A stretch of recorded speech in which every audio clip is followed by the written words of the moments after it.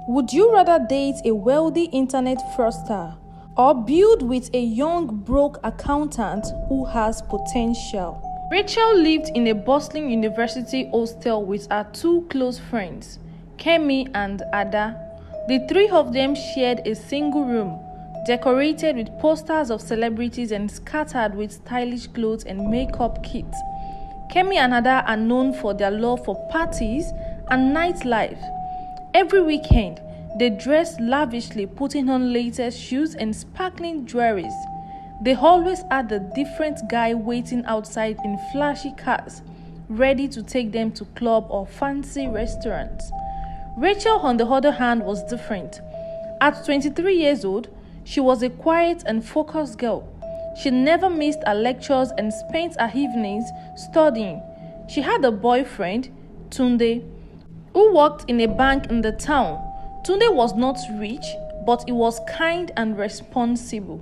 He would visit her occasionally, bringing small gifts like snacks or fruits.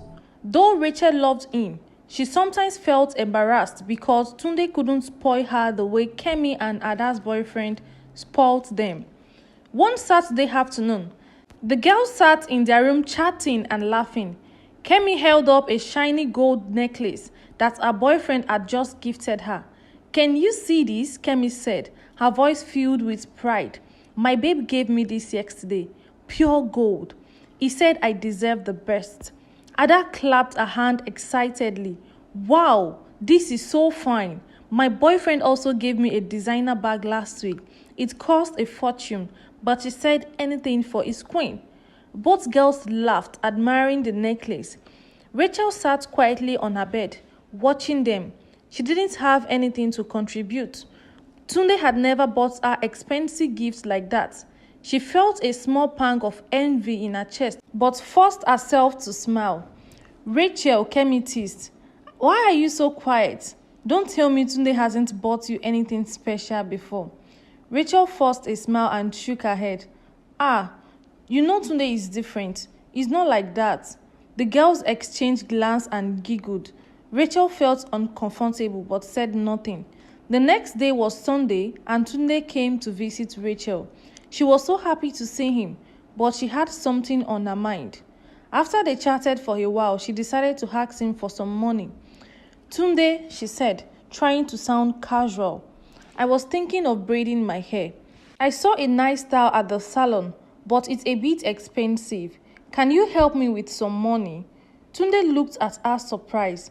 "Braiding your hair? How much does it cost?" Rachel hesitated. "It's about 15,000 naira. Tunde frowned. 15,000? That's a lot of money, Rachel. Why do you suddenly want to braid your hair? I like your natural hair. You don't need all of that. You are beautiful just the way you are." Rachel's heart sank. She had hoped he would understand. She smiled weakly and quickly changed the topic. But deep down, she was hurt. Days turned into weeks, and life on campus continued. One evening, Kemi's boyfriend threw a surprise birthday party. Arrived with a bouquet of money, wrapped neatly and tied with ribbons. A box filled with expensive gifts.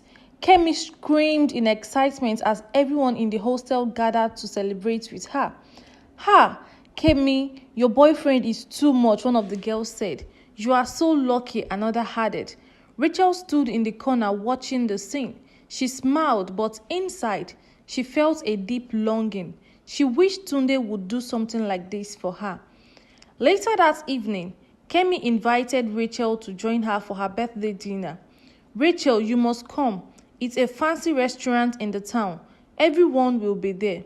Rachel hesitated. She didn't have a dress suitable for an occasion like that.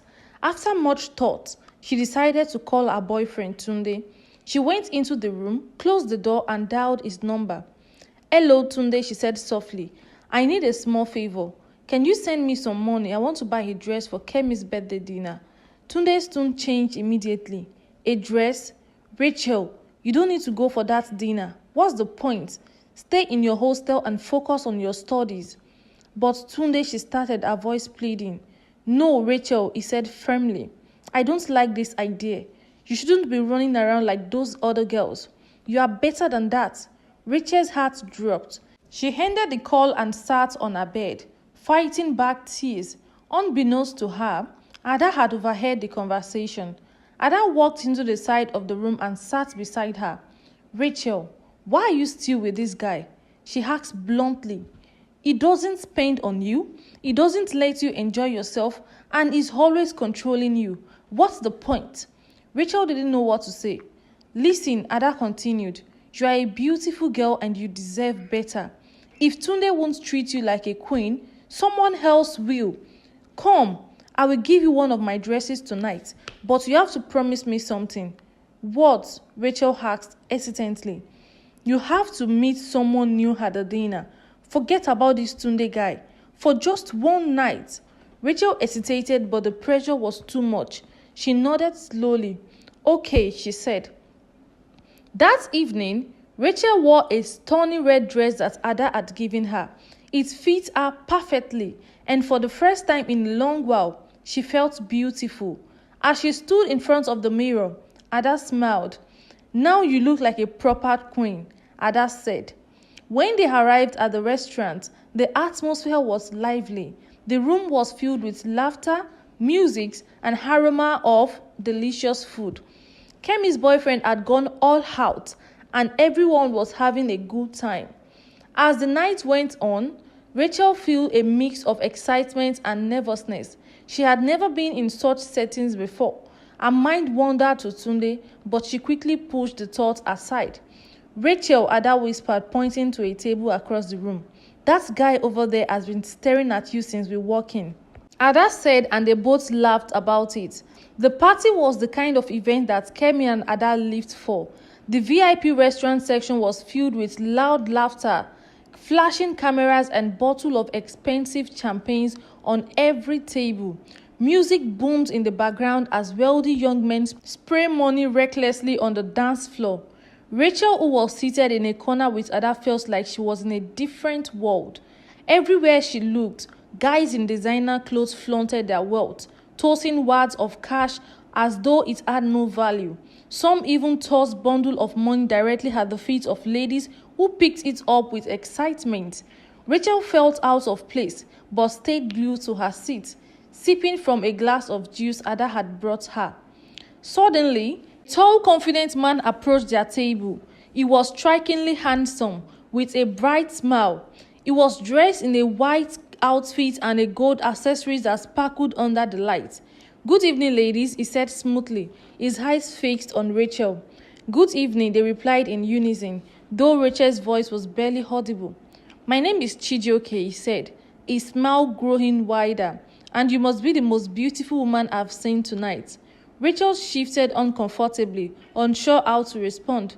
"Thank you," she said quietly, her eyes darting to Ada, who was already grinning like a Cheshire cat. "Your beauty caught my attention from across the room," Chijioke continued, ignoring the other ladies who were obviously vying for his attention. "I hope you don't mind me saying this, but I think I'm already in love with you." Rachel let out a nervous laugh. She didn't know what to make of his boldness, but she remained polite. "I think that's too soon," she replied with a small smile. Chijioke laughed. "Maybe, but I'm just being honest. A queen like you deserves to hear the truth." He sat next to her, ignoring the stares of other girls in the room. Ada, sensing an opportunity, quickly struck up a conversation with him. But Chijioke made it clear he was only interested in Rachel. As the night went on, he tried to get to know her better, asking about her life and studies. Though Rachel wasn't interested, she responded politely to some of his questions. When the party was winding down, Ada whispered to Chijioke, "Why don't you take her number? She's shy but she's sweet." Before Rachel could protest, Ada grabbed her phone and handed it over to Chijioke. He saved his number on her phone and called his own phone to ensure he had her contact. "Thank you for making my night," Chijioke said, flashing one last smile before walking off to join his friends. On the way home, Rachel was quiet. Ada, on the other hand, was bustling with excitement. "Can you imagine? The wealthiest guy at the party picked you out of everyone," Ada exclaimed, shaking Rachel playfully. Rachel rolled her eyes. "I didn't ask him to." "Don't be boring," Ada teased. He likes you. He is rich, handsome, and clearly interested in you. What else do you want? Before Rachel could respond, her phone rang. It was Chijioke. Hello, he said warmly. Just wanted to make sure you got home safely. Yes, I am home, Rachel replied, keeping her voice neutral. Good. I'll call you tomorrow. Have a good night's rest. As soon as the call ended, Ada screamed in excitement. Rachel! He already called. This guy is serious about you. You need to give him a chance. Rachel sighed. She didn't like how fast things are moving, but Ada's word lingered in her mind. Though the thought of living a luxurious lifestyle like her roommate was tempting, for the first time she began to reconsider her relationship with Tunde. The next evening, Chijioke called and invited Rachel to dinner. Ada insisted she accept the invitation. Just one dinner, Ada said. What's the harm? Let him show you how real men treat women. Reluctantly, Rachel agreed. Chijioke picked her up in a sleek black car with beige interior, which smelled like expensive leather and fresh cologne. He drove her to a luxurious rooftop restaurant in the heart of the city.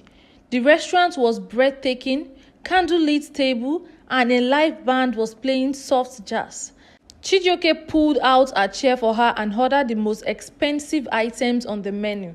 You deserve the best, Rachel, he said, his tone smooth and confident. As they ate, Rachel decided to ask the question that had been bothering her. Chijioke, what do you do for a living? Chijioke paused for a moment, then smiled. I am a working guy. Rachel frowned. What does that mean? What kind of work do you do exactly? Chijioke leaned back in his chair, his expression smug. I make my money on the internet, buying and selling, that kind of thing. Rachel narrowed her eyes. Buying and selling what, Chijioke? Chijioke chuckled. Rachel, you don't need to worry about the details. Let's just say I'm into making money online, big money kind of things. It suddenly clicked. Rachel's heart sank as she realized what he meant. You are an internet fraudster, aren't you? Chijioke smiled flattered, but he quickly recovered. Look, everyone does it these days. It's just business. Why struggle when you can make easy money online? Don't let society's label confuse you. What matters is the result. Money. Rachel felt a wave of disgust. She pushed her chair back and stood up. I can't do this, she said, her voice shaking. Rachel, wait, Chijioke called after her. What's the big deal? Don't act like you've never spent money made from this kind of work before. But Rachel was already heading for the exits. When she got back to the hostel, she was fuming. Ada was sitting on the bed scrolling through her phone. Rachel, you are back. How was it? Ada asked, grinning. Rachel dropped her bag and glared at her. How could you set me up with an internet fraudster? Ada raised an eyebrow. Fraudster? Chijioke told you that? He didn't have to. I figured it out, Rachel snapped. How could you, Ada? You know me. You know I would never date someone like that. Ada rolled her eyes. Rachel, you are being dramatic. How do you think young guys like him make money? You think they work in offices? Please. That's no excuse, Rachel shouted. I can't believe you would encourage me to be with someone like that. Ada shrugged. You need to open your eyes, Rachel. This is reality. Everyone is doing it. If you don't want to live in poverty, you need to stop being naive. I would rather be with Tunde, Rachel said firmly. At least he is honest. Ada laughed mockingly. Tunde? That same guy that calculates every naira before spending it? Go ahead and stay with him. Let me know when you're tired of being broke. Rachel didn't respond. She grabbed a pillow and lay down, her mind racing. Despite Ada's word, she knew she had made the right decision, but the pressure to fit in was becoming harder to ignore. Rachel was upset to respond. She grabbed a towel and headed to the bathroom, hoping the cold water would calm her nerves. She thought about Tunde, kind, responsible, and hardworking. He wasn't flashy like Chijioke, but he was honest. Still, a small part of her wondered if Ada was right. Would she spend her life struggling because she refused to take shortcuts? The next morning, Rachel woke up to a sound of laughter. Kemi and Ada were sitting on Ada's bed looking at something on Kemi's phone. Rachel, you are awake, Kemi said, smiling mischievously. Guess what? Chike sent me a message last night asking about you. He really likes you. Rachel groaned. I'm not interested, Kemi. Ada laughed. Not interested? Stop lying to yourself. You should be grateful a guy like Chijioke even notices you. I said I'm not interested, Rachel snapped. Ada rolled her eyes. Suit yourself, but let me warn you. Opportunities like this don't come every day. Don't come crying to us when Tunde starts asking you to split bills. Rachel ignored them, focusing on getting ready for her lecture. As she packed her bag, her phone buzzed. It was Tunde's message. Good morning, my love. I hope you slept well. I will call you later to check on you. Have a great day. A small smile crept on Rachel's face. Despite everything, Tunde's thoughtfulness always reassured her. Days turned into weeks, and Rachel threw herself into her studies. She avoided parties and ignored Chijioke's call, focusing on her goals. But living in the same hostel as Ada and Kemi made it hard to escape their lifestyle. One evening, Rachel was revising for an upcoming test. Ada barged into the room, her excitement palpable. Rachel, you won't believe this, Ada exclaimed, holding up a brand new designer bag. What now? Rachel asked, barely looking up. Chijioke sent this for you, Ada said, placing the bag on Rachel's bed. Rachel froze. What?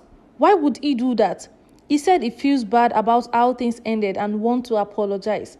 Ada explained, grinning. Just look at it. It's authentic. This bag is worth more than your entire wardrobe. Rachel stared at the bag, her heart pounding. She knew she shouldn't accept it, but the temptation was overwhelming. I can't take this, she said firmly, pushing the bag away. Ada groaned. Rachel, stop acting like a village girl. Do you know how many girls will kill to have a guy like Chijioke sending them gifts? Just take it. I said no, Rachel repeated, her voice shaking. Ada sighed dramatically. Fine, stay in your boring righteous world. But don't say I didn't try to help you. As the days went by, the tension between Rachel and Ada grew. Ada continued to pressure Rachel to embrace a more glamorous life, while Rachel held firmly to her values. One evening as they sat in the room, Ada confronted Rachel again. Rachel, I don't understand you, Ada said, folding her arms. You are beautiful, smart, and you have so much potentials. Why are you wasting it on a guy who can't even spoil you? Because I value honesty and hard work, Rachel replied. Ada scoffed. Honesty and hard work won't pay your bills, my dear. Life is short. Why suffer when you can enjoy? I would rather suffer with dignity than live off stolen money, Rachel shot back. Ada shook her head. You are a fool, Rachel. A big fool. And one day you will realize it. The decision had been difficult for Rachel. Tunde, the man she had loved for so long, had promised change. But despite his efforts, he never seemed to be able to provide for her with the life she had dreamt of. It wasn't that Tunde wasn't a good person. He was loving, dedicated, and hardworking, but he finds it difficult to spend money on Rachel. After months of pressure from her friends, Ada and Kemi, Rachel had succumbed. She had given Tunde all the chances she could, but the allure of the luxury lifestyle was just too strong to resist. One evening, as Rachel sat in the hostel room with Ada and Kemi, the topic of discussion once again turned to their boyfriends. Ada was gushing about the lavish gifts her wealthy boyfriend had given her. My boyfriend also buy me things. Last week, he surprised me with a trip to Dubai. Rachel sat quietly, not contributing to the conversation. Her boyfriend Tunde had never bought her anything extravagant. Rachel couldn't help but feel envious of the lifestyle Ada and Kemi were living. It wasn't about just the gifts. It was the freedom, the excitement, and the adventure. She wanted that life too. That night, as she lay in bed, Rachel sent a message to Tunde. I think we need to talk. Tunde called her immediately. Rachel, is everything okay? His voice was filled with concern. I think we should break up, she said, her voice steady but breaking inside. I need more than what you can offer, and I don't think you can give me the kind of life I want. Tunde was silent for a moment. Is it really about the money, Rachel? He asked, his voice filled with pain. I love you. I will do anything to make you happy. I'm sorry, Tunde, but I can't keep waiting. I want to experience more. She hung up the phone before he could respond. The next day, Rachel received a call from Chijioke. He was eager to meet her and take her out. As she prepared for their date, she felt a rush of excitement. Chijioke was everything she had dreamt of: handsome, charming, and incredibly rich. Their first date was at an exclusive restaurant where they dined in gourmet food and enjoyed wine. Chijioke showered her with compliments and made her feel like the most important woman in the world. After dinner, they went for a night cruise on a luxurious yacht. Rachel couldn't believe how quickly her life had transformed. As the days went by, Chijioke continued to spoil her. He took her on weekend getaway, bought her designer clothes, and even gave her a gold watch that she had admired in a window shopping. It was a life Rachel had never imagined, and she soaked it all in. But despite the outward happiness, a part of her still misses Tunde. She thought about him often, especially when she is with Chijioke. Tunde had always been so genuine, so caring, but he hadn't been able to give her the life she wanted. Chijioke, on the other hand, had given her everything: money, status, and power. One day, as Rachel and Chijioke sat at the cafe, sipping coffee and laughing, her phone buzzed with a message from Tunde. It was brief, but it made Rachel's heart ache. "Rachel, I still love you. Please don't leave me. I promise I will do better." Rachel stared at the screen, torn between guilt and temptation. She hadn't spoken to Tunde since they broke up, but his message brought back so many memories. She remembered the quiet night they had spent together, talking about their future and making plans. But that life seemed so far away now. Later that evening, Tunde called her. "Rachel, please. I can't stop thinking about you. I've been trying to change, to make things better. I just need you to believe in me." Rachel bit her lip. "Tunde, I don't know what to say. You've had your chances, but I can't wait any longer. I need more." "But Rachel, don't you love me?" His voice cracked, and Rachel felt the weight of his word. "I did love you, Tunde. I really did," she whispered. "But I can't keep living like that. I wanted more. I wanted more than what you can give me. Chijioke gives me everything I need, everything I want." There was a long silence on the other end of the phone. Finally, Tunde spoke. "I can't stop loving you, Rachel.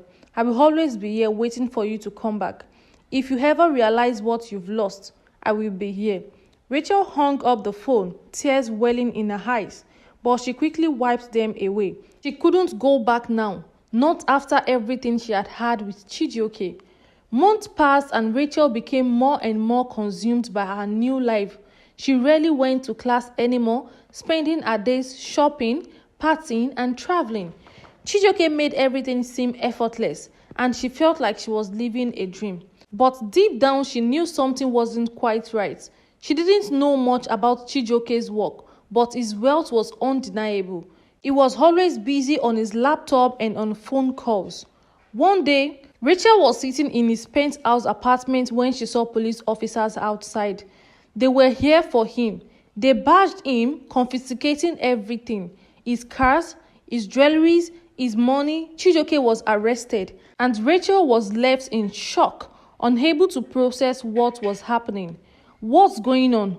What are they doing?" she asked, but no one answered. Soon, the news broke. Chijioke was being charged with internet fraud, a scam that had taken millions from unsuspecting victims.